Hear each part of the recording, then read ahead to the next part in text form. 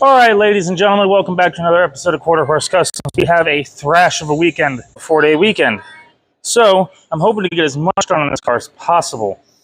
I have a lot to do. We only have technically like 50 some days before I go to Hot Rod Drag Week because the other days I'm working. So that's like less than 2 months to do a couple months worth of work. So that's including break in, drive it, make some test hits, etc. So I need to get as much done this weekend as possible. We wanted to have the car done by June, and it is right around the corner. If I can at least get this thing running this weekend, I would be ecstatic. We have a lot to do. I have brake lines to run. I have a line lock to install. I have to wire up the line lock. I have to put in a fuel tank, a fuel pump, route fuel lines, route return lines. We are running return style fuel pump. I have to put the manual rack and pinion in out of the 387 Reaper Stang over here because the wife wants power steering and I want my manual rack. So that worked out for everybody. I still have to wire up the coil. I have to run the wires to the MSD box. I still got to run the alternator wire to the alternator, wherever we're going to end up putting that. I've got to put in the cooling system. We got to put in the radiator, fans, etc. Get that all wired in. We got to wire in my main dash tack, which I'm stealing out of the 387 Reaper Stang. We got a lot to do. Got 4 days. That's fine. So to start off the day, I think I'm just going to start by throwing in this manual rack and pinion so I can move this thing around the shop and actually be able to get something done. Let's get to it.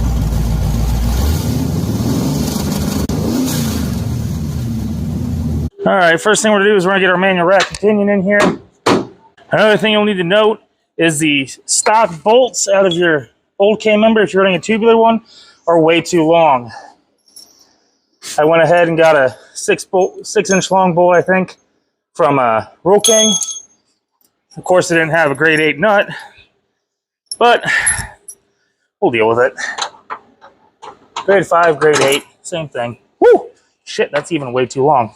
Correction, we needed 5.5-inch bolts. Throw these guys in here now and get this thing bolted in. We're just gonna have every color on there.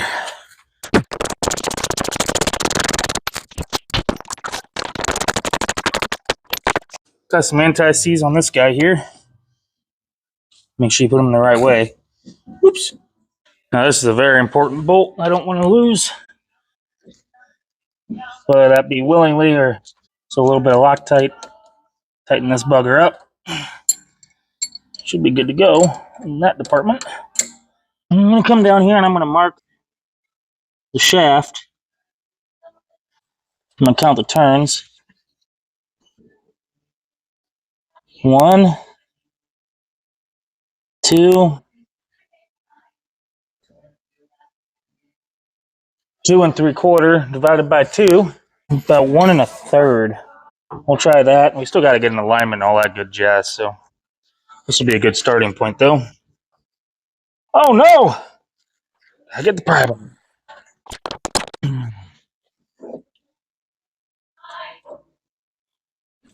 Slip collar to pull back out. Now I gotta go find the center of the steering wheel on the inside. As long as you spun all the way over, it should be straight up and down, so we'll try that. Almost there.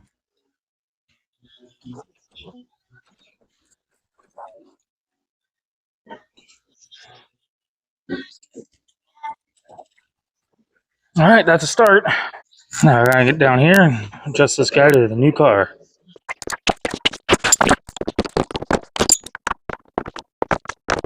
All right, ladies and gentlemen, have you ever had one of those days where it just feels like everything is stacked up against you?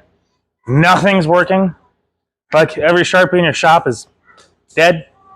Yep, that was yesterday. So, step back, take a break, take a breather, spend some time with the daughter, say hi to the wife. Just brought my car back. We got into it, we got the rack and pinion in, and we now have steerage. It's not perfect yet, still got to get in alignment, but we can turn the car. You might notice we have different seats in the car. Cover that later, but those race seats were cool and everything, but they were just hurting the back. Decided to go with factory seats. I'll explain more later on.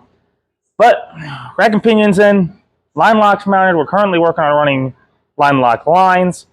Had to go up to the auto parts store, and get some more line. I'm really trying to not mess with flares because then you forget the flare, then you got to cut it off and reflare it. And anyway, I don't want this system to leak whatsoever. So I'm going to go ahead and jump in and get this finished up, and maybe we'll be able to start bleeding brakes. So I have my line lock unit mounted up right here. I'm going to go ahead and get the new line thrown in once I take this cap out. Oh no! I wanted it to be easily accessible. When I did the Reaper stang, I hid it up inside the shock tower. Then I realized when I had to change it out that it's not a good place for it. You really can't get to it. Now, I'm going to be straightforward and honest with you. If you hop on the lines and you look up the Hurst line lock, which is the one that everybody tells you to get, it's like $100 some, maybe more, maybe less. I don't know. It's expensive. It's the most expensive one I found that looks like this. And then you go look at the Jegs one. It looks identical. Back when I bought the Jegs one, I think it was like 80 bucks. I was like, hey, if it looks exactly like the Hurst one in like the same box, I mean, it's got to be the same thing. Then I looked on Amazon and I found this one that looks exactly the same. So I got it. And here's the pictures of each. Here we have the Hurst, we have the Jegs, and we have the Amazon. They're all the same.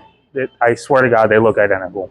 The boxes even look the same. Come with the same light bulb, same switch. So I want the cheap one because I can buy 2 or 3 of these for the price of one Hurst. So if it goes out, it goes out. I change it out. And we're trying to build a race car on a budget here. Now the fun part is I'm going to route this up in here, bring it around, and go over to here. Maybe I should go back around. I don't know. Yay. Brake lines. Oh.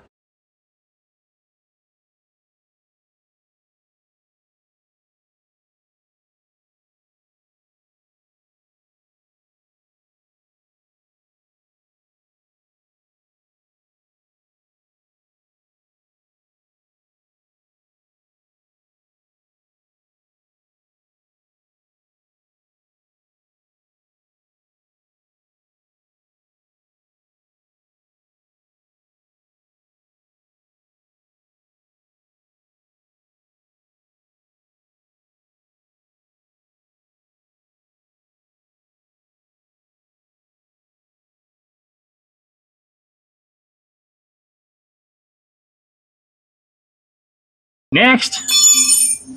So we have our line lock hooked up. Your smaller reservoir is going to be your rear brakes. Your big reservoir is going to be your front brakes. So I have it coming out with an adapter into my line, up into the top, where you'll see an M for master cylinder, I do believe. Then I have the passenger side coming out. Oh, no, this is the driver's side. Coming down, snaking down into here. Comes down into the driver's side. Passenger side is snaking out here, going up underneath the lip all the way down. Down here, and I was running out of brake line. So I got it in now. So that side's done. So the line lock's hooked up. Got the wires running through here into the fender. I'm gonna come down here and I'm gonna tie this together to wire it up. Ground this guy out probably somewhere. And line lock will be officially done. But for the rear brakes, I've got it coming out, snaking over, going down the same hole, running down here, and we're gonna run it down the back of the car. Still gotta get it up there. Waiting to do that until I start running fuel lines, which I'm actually getting ready to go do now, because I got a fuel pressure regulator over here. So I installed our fuel pressure regulator. This isn't actually hooked up right now. This was just test fitting. So the plan is the return line would run like that.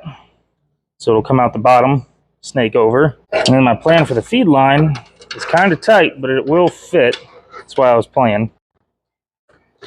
Get this guy on here, and he'll feed down the same hole down here in the fender. But he'll come in, feed in, it'll come out of the return, back, and then it'll feed our carburetor, and then we'll run a T here that'll split over to both ports of the carburetor. Nice and out of the way, and off the firewall. NHRA requires that to be off of the firewall. I know a lot of people put it here, like I did in the Reaper stang over there. But I think this is the perfect spot for it.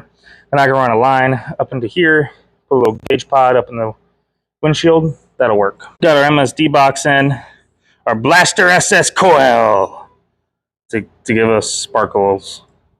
So that's there. I accidentally made it a little crooked. I tried to use some of the holes we have in our Swiss cheese fenders already, because God knows putting more in is just ugh. So that's going to go there. It'll run over. MSD box is already hooked up. I like putting it here so the wind that's coming in from the fenders and stuff can kind of cool it on the back as it blows in here. And then I have my two-step module here. And then for two-step, I run this selector module so I can choose what RPM I want it to be at. I think it goes from 3,000 to 5,000. So there's that. That, in worst case scenario, if my chip fries, I can always just scooch this guy up into here, and I have at least a good range of RPM to go with. 6,400 RPM chip is my main chip I run, so that's in. That stuff's all wired back here. This is controlling the two-step. This is going to go to my MSD extension that's going to run down here to my distributor. This is my ground. We've got our trigger wire here, main power wire. This is our fan wiring here. So got a little bit of stuff going on this side. You know, we got all of our main ignition control wires. We got our coil wire running here, alternator wire running here. And then this is our starter wire. This is going to run down to trigger the starter. And then I got to put another hole in here and run the main starter wire out of here as well. They're going to run down there too. Actually, I might run that into here and put a terminal in there. Kind of like I did here on a Reaper Stang, so that way I can disconnect the starter and stuff when it's down here. That way I don't have to worry about wiring up. I can wire up the starter, throw up the wire, hook it up. I don't have to worry about having to, you know, sit down here and get a little teeny nut off. All right, what should we do next? The fuel tank out of, I don't know. Maybe we can start working on a few lines. Yeah, maybe we'll make these lines real quick. Start on those lines, run them back. Then I can finish the brake line because I can jack up the back and run both lines simultaneously. And then while the car is up, we'll go ahead and tackle the last ground wire. Gotta wait for the wife on that one. We can snag the fuel pump out of the Reaper real quick and the fuel tank out of the Reaper. And then we gotta go find some exhaust pipe because I'm gonna route it up over the axle. That way the exhaust is gonna come all the way back and out rather than just being dumped underneath where the elbow is gonna sit. By the way, I mentioned earlier, we went ahead and changed the seats out. I had these gray ones, but I did a little modification to them. As you see, we are sitting significantly lower. I cut off the original mounts and just welded the flat tab here. And in the back, I made my own tabs. You can't really see them. Hey, look, there's my missing boot shoe. I don't know if you can see. You can kind of see down there. Made my own mount. Made my own mount right there. Just a little piece of flat steel and some welding and a little bit of bracing, nothing fancy at all. Just so that way when I'm driving, I'm comfortable. For one, it's 5 hours the first track. And two, the wife can scooch it up now. She can actually reach the steering wheel. Alrighty, so let's go ahead and get started on our fuel line running here.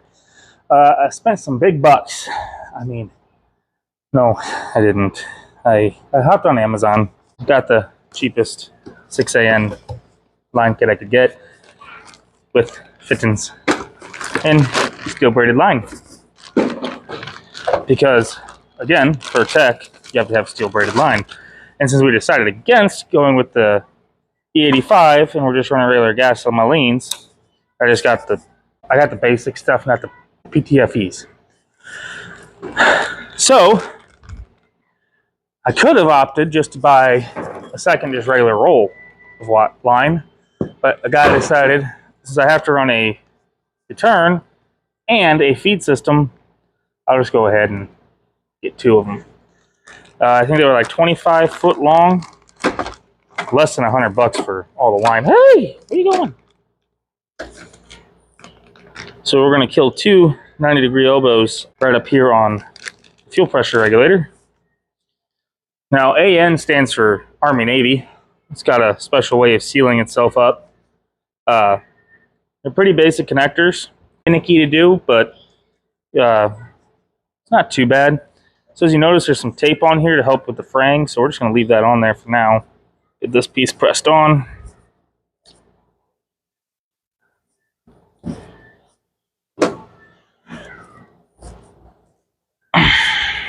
It can fight you a little bit, so I like kind of using something to help fight it back.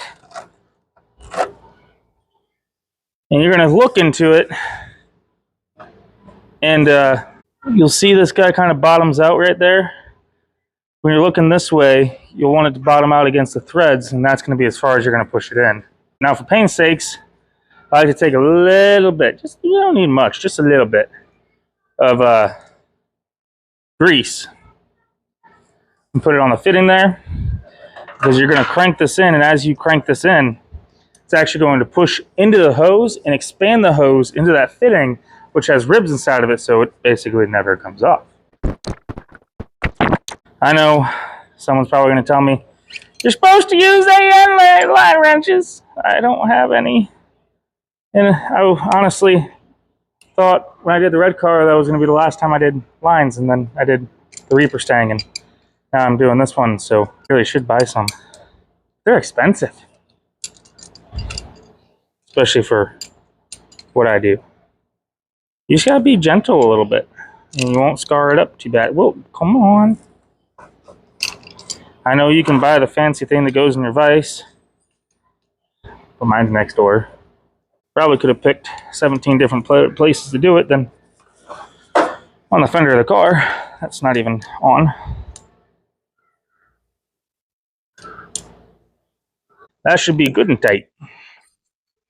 Now we have a 90-degree fitting. What do we want to make this? This feed, return? I don't know.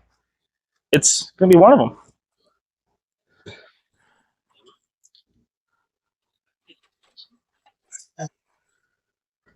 Let's make this one the feed line.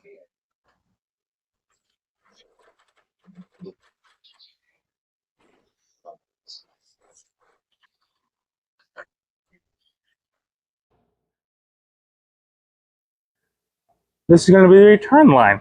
Apparently this kit had a different 90-degreer than this kit did, so I'm going to have to steal that 90-degree off there and put it on there. So this is now the return line. All right, so let's make this one the feed line. This looks like we're probably going to have to put a fresh end on this because this guy's all frayed.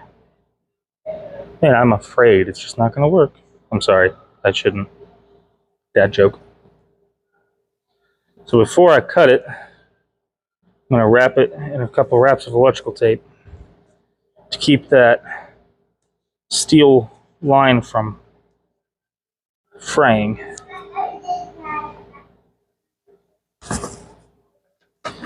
And then I use these Master Force. You can get them anywhere, but I got them from Menards. They're a nice fresh cut. Now since I don't have a vise, I'm going to go ahead and use this socket to kind of walk this thing on. Okay. Now it looks like we're fully in there again. Yep.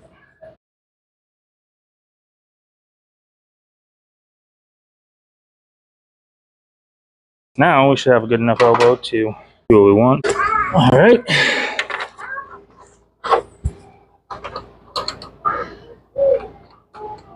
There we go.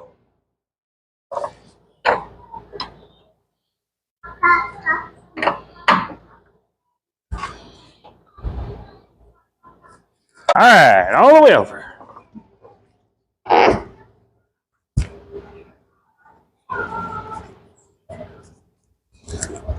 I think running up against the K-member would be our best bet. Anything over here could potentially underweight, put us in a bad spot. Take it back the other way.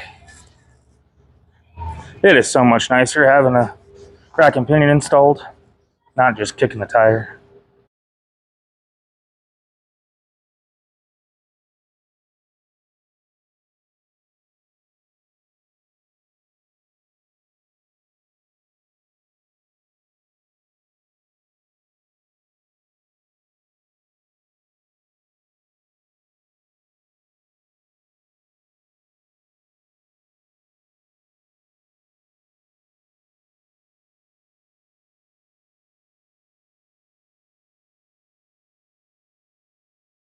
Alrighty, so fuel lines are ran to here from where we had it on the floor. Brake lines are ran to here. I still need to get an extension to get over to the rear differential line. Easy. Before I can route these, I got to know where these were going to be, and I need to know where the tank's going to be, and all that retrospectives. So, I'm going to go ahead and throw in our fuel tank strap hangolators. Get this system set in. Boom. These guys go in really easy. The less of a bender one goes on this side. The really big bent one goes on this side. Now for the fuel tank, I'm using the sump tank out of the Reaper Stang, but I need to have a fuel return. So I could plumb it back into the second port on the back, but that would aerate my fuel. So we had a parts tank that had a little fitting that went down in and had a hose, kind of like this, which I went and took an old float that was broken, and I got rid of the float, and I drilled a hole, put this guy in, and I'm going to put this return where the pickup used to actually be, because it's kind of chambered around its own thing, and the fuel's supposed to come up from the bottom, and then it's sucked through the screen. Just how the tanks are designed. So I'm going to put this in and put it to where it's going to be over there, so the aeration is kind of contained to itself, not to where I'm sucking gas out of. Let me throw this in real quick. You know what? For now, I'm just going to put the tank in without the thing, because it doesn't have the filler in yet. And I have all these hoses everywhere. Get out of here. Back off. The first things we're going to do is we're going to throw the fuel tank in here, figure out where we need to route the lines, and then we're going to throw some exhaust up in here and figure out where I need to route the lines around exhaust so we don't burn the car down. Should be fine.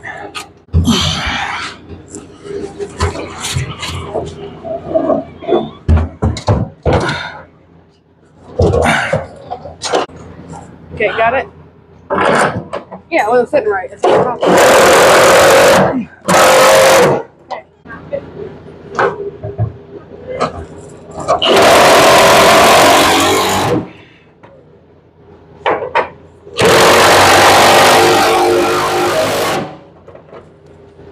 All right, there we go. We'll just run the lines like this, and they can just drag like a parachute.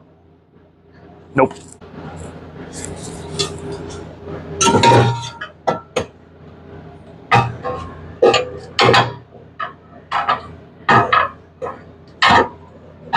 Let's mock up this boom tube real quick. Yeah, we're running boom tubes on this thing. All the way out the back. I know, you're gonna tell me, but that's gonna kill all our storks. You're gonna lose it all. I know. But I gotta drive 5 hours in Indianapolis. I don't wanna hear. I'd rather hear.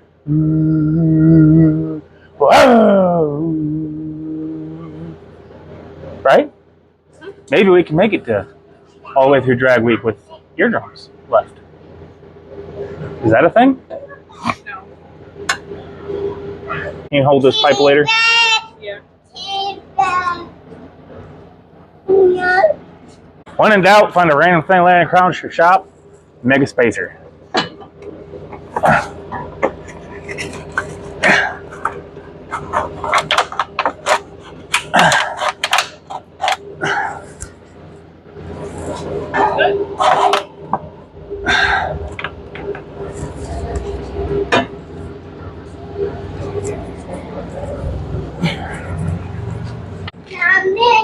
What she said.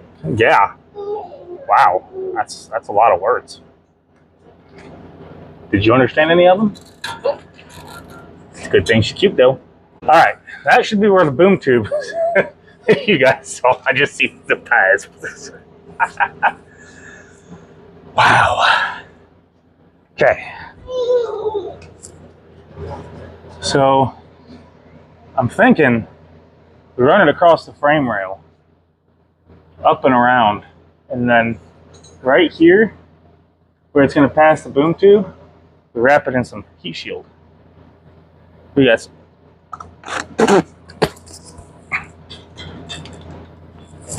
Get out of here. We're going to go around. Because what we're actually going to do with the exhaust, we're probably going to bring it right here and just dump it. That way it's still there out the back. But it's not blowing all that hot air onto our camper. Onto our camper. Camplator. Camplator. Camplator. Camplator 5000.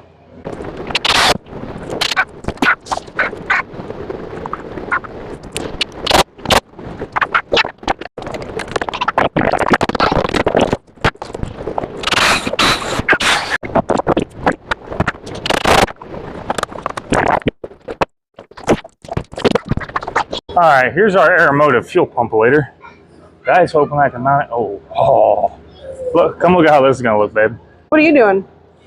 Plumbing in the return line.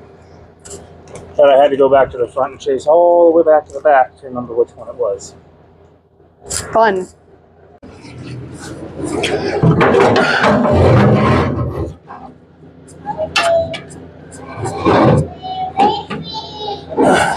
Oh, thank you.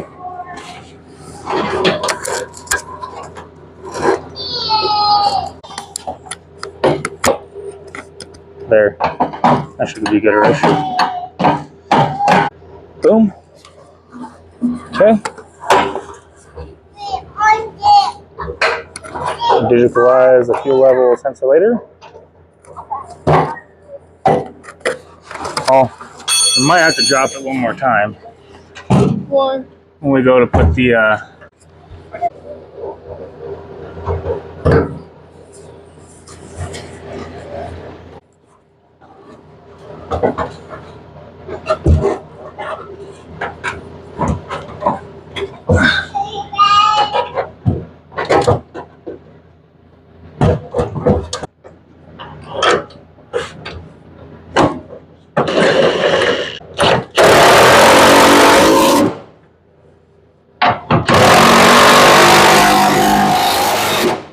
Alright, we got positive fuel tankage with return line.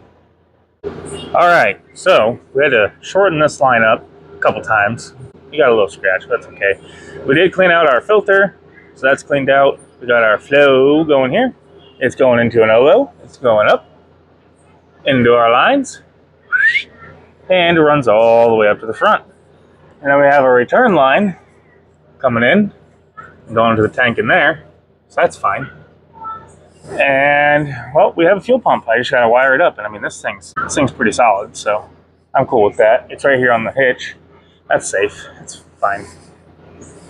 So yeah, there we go. Fuel pump's in. Next. How nice this fuel line looks.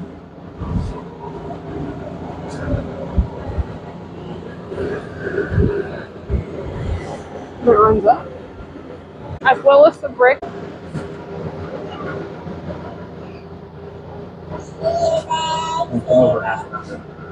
Well, in terms of what I think we got done this weekend, we were highly successful.